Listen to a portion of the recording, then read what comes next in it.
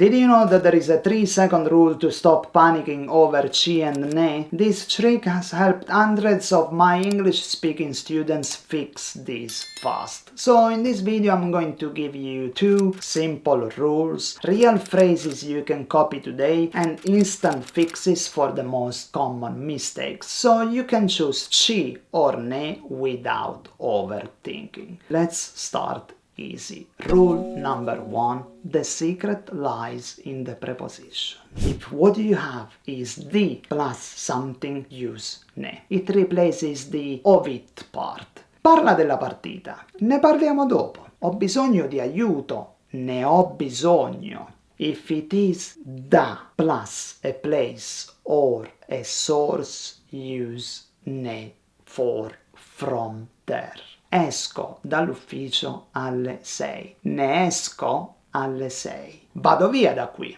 Me ne vado. If the link is a, su or in, with these common patterns, use ci. Penso alla pizza. Ci penso. Credo in Maria. Ci credo. Conto sul tuo aiuto. Ci conto. Preposition sorted? Fine. But there is something even more powerful you need to know about chi versus ne. Rule number 2. Quantities versus place. If you mean a number, an amount, or some of it, use ne. Ne prendo 2, ne restano 3, ne ho tanto, tanta, tanti, tante.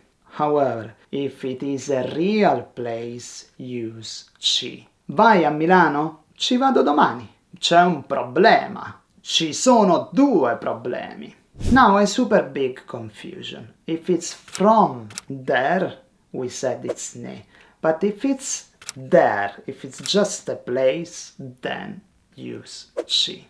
Now you have got all these rules and real lines. Use one chi or ne phrase in the comments without overthinking so I can check your Italian. And when you are done, if you are serious about learning Italian fast with practical tips, watch this video next. Remember, stick to Italian and Italian will stick to you. Ciao!